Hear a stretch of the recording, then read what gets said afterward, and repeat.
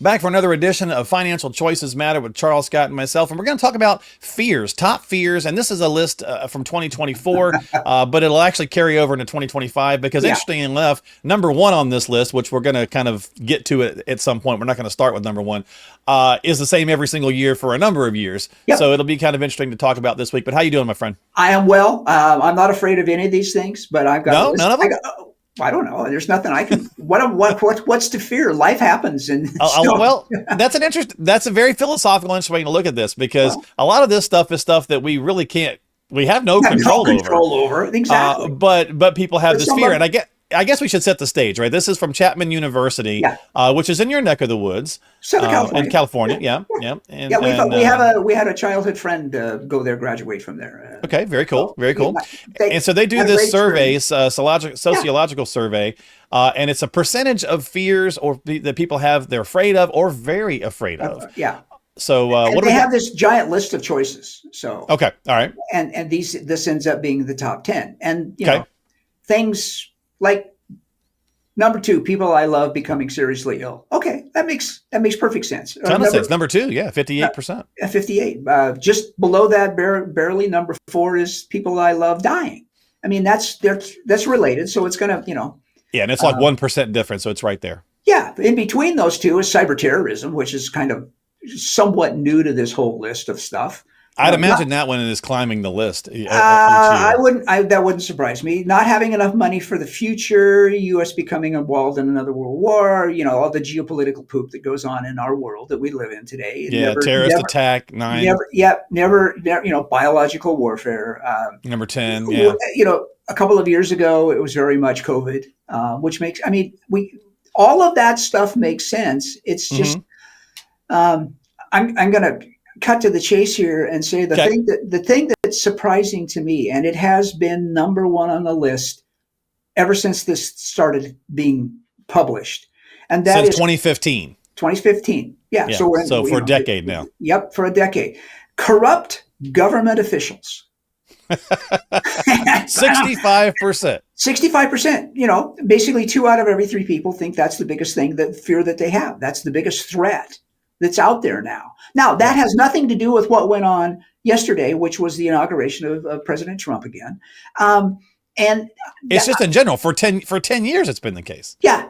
So there have been other people in there, and they have, everybody has their history lessons. They know who were presidents and who weren't. And it could be longer than this. This is just as long as the thing has been going on. This is a survey particularly. So and the Chapman University is not looking for the right answer. They're just looking for what's the answer that people have. How do you, they're going to present the choices and the premise of any kind of a survey like this as neutral as they possibly can, because they really want to get what's at the heart of the question they're trying to find the answers to. Well, and if you think about that being number one, Charles, then we've got this word everybody's learned the last number of years, systemic, right? That everybody likes to toss around into every category. Sure. But that does systemically feed down to all the other things on the list, right? Because again, we can't control them, right? That's right. And so we tend to think, obviously our leaders, are the people who are controlling and setting the wheels in motion and so on and so forth. Yeah. So when you're talking about, running out of money or a biological attack or cyber terrorism,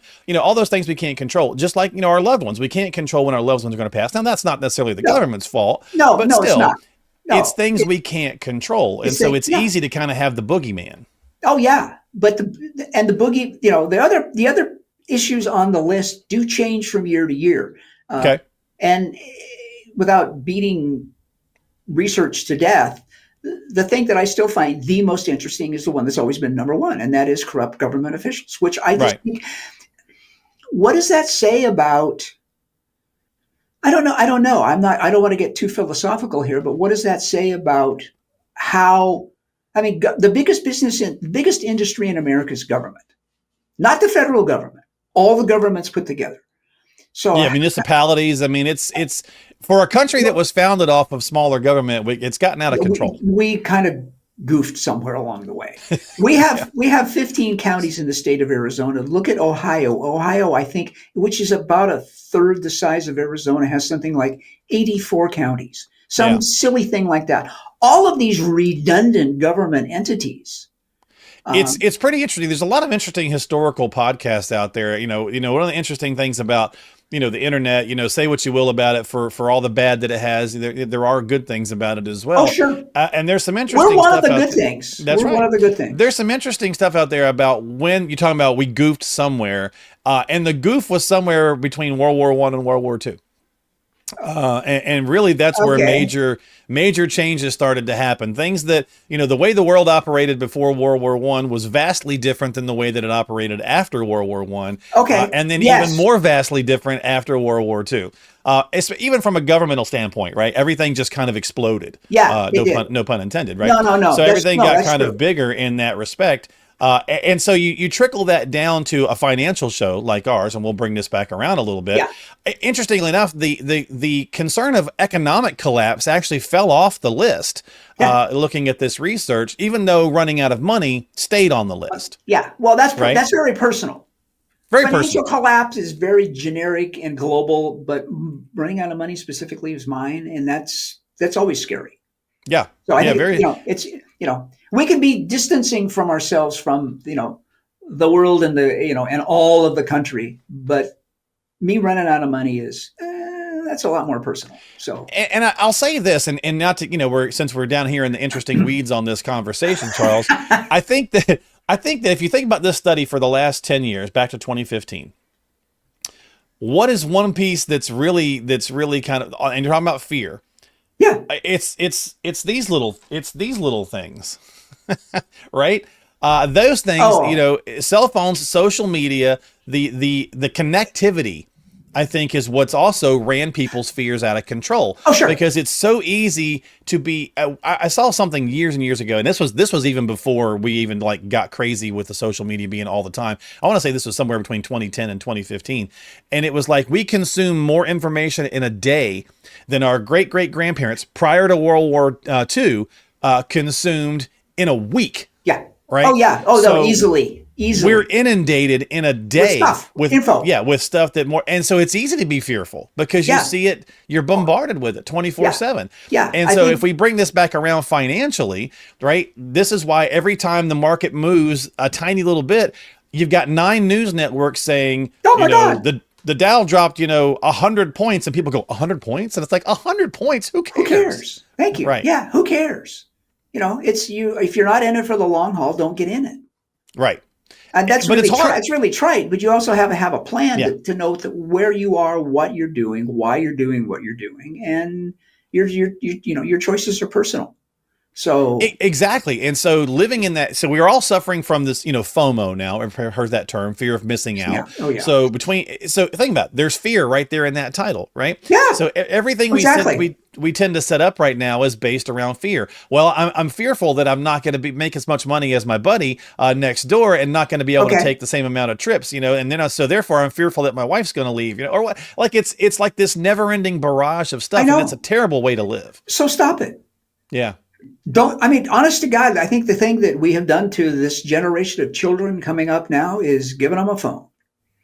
Take it away from them. That's really old and stupid sounding. Take it away from me. Well, no, I honestly, truly, use, with the rare exception, I use my phone as a phone. Yeah.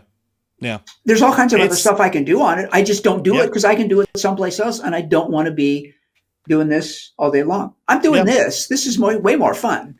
Yeah. And we're on a device. We're on a connectivity. Sure. So I get the hypocrisy of it for sure. Yeah, I get the technology, but the technology gives you choices, and someone's probably watching this on their phone. And on the one hand, I say thank you. Thanks and then for on watching. the other hand, I'm like, learn a few things, and then go do something else. Yeah. Well, that's just it. Don't have it on all day long. Yeah. Just don't. But you're going to do it anyway. So I remember when we used to go out and play. Just go outside and play. Yeah. Go find some kids and go play. Hey, you know what? You mentioned doing that to the younger generation. I think I'm a Gen Xer. I'm 53 years old, and it's like I want to play more. I want to do less of this stuff. There's nothing. You only start to get old when you start to think that you're old, right? So yeah. Your body might have a different opinion. Yeah, sometimes. it hurts, and it yells at me in the morning for sure. Yeah, mine does too. Yeah, but when you're thinking about fear, right? And again, I guess we'll kind of finish it off with some financial stuff. fear of running out number one fear for retirees is fear of running out of money, right? Yeah, basically. It never changes. Do I have enough? Yeah. Yeah, it's always number one. Right. That makes sense. Yeah. Because your time is limited now. You don't have the 20, 30, 40, 50 years to make get up stuff for back. Right. Yeah. No, I know. You don't. So there are fears that are very valid, and then there are fears that we allow to kind of be compounded by the inundation of media and information that we get every day. So, sit down, put some numbers together, put some strategies together around your finance so that you can alleviate that fear. Because it's really a plan. Yeah. And it's really, Charles, I've been talking to guys and ladies like you now for the last decade, right? Yeah. Doing the financial conversations. And it is mind blowing that if you can remove that fear by getting a good strategy and plan in place, and you see it in black and white, and you're always going to have a little bit of fear. I get that. But if you can remove like a big chunk of that, the aha moment, the peace that comes with that, I've seen it firsthand. It's pretty impressive. It's stunningly interesting when you know that's what you're going for. And as I tell people all the time, this is not my plan. This is your plan. Right. And when they go, oh, it's mine. Yeah, it's yours. You own it. You can do anything you want to with it. I just helped you find it.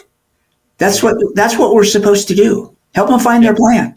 You're like Michelangelo. You're just chipping away. Chipping away at the stuff that's not supposed to be there. At the sculpture until you get what you're looking for. Yeah, I just moved. I removed the stuff that didn't matter. Yeah, the excess clay. There you go. That's it. Well, let's finish up with an email question. Cool. So I know that was a little bit more esoteric, I guess, in that conversation this week, but that's okay. Nothing wrong with that. We kind of need that once in a while. Yeah, I think so. But we had an email come in from Dolly in the Chandler area. And she said, I read a bit about the rebalancing conversation of my portfolio, Charles. Okay. And it says that you should do this every once in a while. What does it really mean to rebalance, if you will tell me? And also, is it a good idea to rebalance every once in a while? Okay. And this is one that I think confuses people a lot, because so many people talk about you want so much in stocks, you want so much in bonds, you want so much in growth, you want so much in income, you want international, so you allocate things to all of these percentages to all of these, and and then you come back and periodically, once a year, once every 6 months, once a quarter, whatever it is, you rebalance back to this went up and this one didn't go up as much, so we're going to take some of this and move it down there, kind of thing. That's rebalancing, putting it back to where you wanted it to be in the beginning. Okay, two things with that. One is, did you have the right stuff to begin with? Did you even pick the right categories, let alone the right percentages? Mm-hmm. And two, and this is the thing that to me makes this basically total nonsense, is this went up. So you're selling the winners to buy the losers because you think the losers will become winners next time. I have growth, but I don't have much fixed income. My growth has gone way up. Now I'm going to sell it. I made a lot of money in it, and I'm going to go back and buy the thing that didn't do anything. Interesting. Makes no sense to me. It makes absolutely no sense. You're buying because to our conversation that we just had about fear, I think a lot of advisors would say to somebody, well, the reason that you're rebalancing is because you're getting too weighted in an area, and you're getting fearful of a turn down. That area is working. Okay. So how far down can you go from where the top is before you have to start to worry about, gee, I really ought to. Shouldn't we take some off the table to prevent risk of it all falling? Why? If you're watching it, it's not going to all fall all the way down. You'll get out. But you don't do it arbitrarily just because it's the end of the quarter or it's the middle of the year or I do it on Halloween and Valentine's Day. I mean, people have all these weird reasons and timings for doing this. To me, again, it just simply is you selling the winners and buying the losers. So your overall thought on rebalancing is what? It's a good idea. It's not a good idea. It's not a good idea. Not a good idea. It's a silly idea. If you have you can have a diversified portfolio. That's fine. Okay. Yeah. But just watch what's going on, and why do you have what you have, and why do you want to sell something that's gone up a lot? Charles with the interesting take. Very different. No. Like I just got through saying, I talk to lots of advisors all the time, and that's a very different take. You've never heard this, have you? No. No, I know that. Yeah. And I'm not doing it just to be a contrarian. Trust me. It just doesn't make sense to me logically. No, I dig the fact that you're coming in from a different viewpoint. Oh no, but and yes, diversification, sure. But why rebalance? Why not just let the winners keep winning? It's like, we're college football just ended last night. Right. The time we're taping this, the time we're taping this. The pros are in the playoffs. Everybody wants to win. So you say, oh, well, we've won a lot of games now, so let's lose a couple just because maybe we ought to. Let's play the bad players. All right. That's an interesting way to think. Okay. Well, think about it. If a team... College would be better. Do a college. But no, but you can do it with the pros too. If a team is really far ahead and they've got their division under control or whatever, and they're working their way towards the playoffs, what will they typically do on the last game of the season? Maybe or two. They'll rest their stars, right? Yeah. So that, to get them healthy, versus. Go back a number of years, and it still haunts this player to this day. So, and I know Jeff Saturday's not watching, but Jeff Saturday, if you happen to catch this, he played for the Indianapolis Colts. Yeah, he played for the Colts years ago, and they are still miffed that they did not have a perfect season because they were so far ahead at the end of that season. They rested Peyton Manning and a bunch of starters for the last game or two, and they lost the game. Yes, and so I think it still haunts them, 15 years later, that they never got that perfect season. So they sold the winners to buy a loser. They sold the winners and took it. That's an interesting. Kudos that I never thought about it that way. It's never made sense. And I mean, almost everybody stakes this is the process, man. This is what we do. This we do. Yeah, I hear it on the TV advertisings that are on all the time. And so you're not saying take extra risk by not rebalancing. You're just simply saying what is the point of the rebalancing if you are balanced and properly risked anyway. Yeah, and you're managing the risk because you know how much risk you've got and you pay attention to it. All right. Well, Dolly, you opened up a can of worms here today on the show. So well, that wasn't the intent. It's just like this is always one of those. This is one of those things that's never made sense to me. But the whole world thinks it's the right way to do it. So sure, I'm glad to be on the outside looking into those silly things. Oh, and I'm sure there's probably a few others that are probably in the same camp as you. So, it comes down to having a strategy and a plan. And so, Dolly, you got an interesting answer this week. And again, Charles is not saying not to have too much risk and have, everything out there weighted where you can, lose it all, but simply having a properly balanced plan for your situation and then going from there. So interesting conversation. Plan the work and work the plan. All right. Well, if you need help with it, PelletonCapital.com is where you can find him, this contrarian. PelletonCapital.com. Oh. He said he was not being contrary. No. So reach out to him, guys. Have a conversation. Run the math, right? I mean, some very famous, economic folks have said it over and over again. It's a 4-letter word. It's a math problem, right? Yeah. So run the math. Have a conversation with qualified professionals. Charles has been helping families for many, many, many years. So get yourself onto the calendar. Complimentary consultation. Again, find them on the show description below at PelletonCapital.com. And we'll see you next time here on Financial Choices Matter with Charles Scott. Thank you, my friend. Thank you, Mark. Always fun. We'll see you next time. Ready to learn more? Get a complimentary review of your retirement landscape today. Reach out to Charles and Sherry at Pelleton Capital. Don't wait and let time pass you by. Sit down and build a rock-solid strategy that keeps the focus on you and your family. Visit Pelleton Capital or click the link in the show description. And don't forget to subscribe to Financial Choices Matter on Apple, Spotify, and YouTube.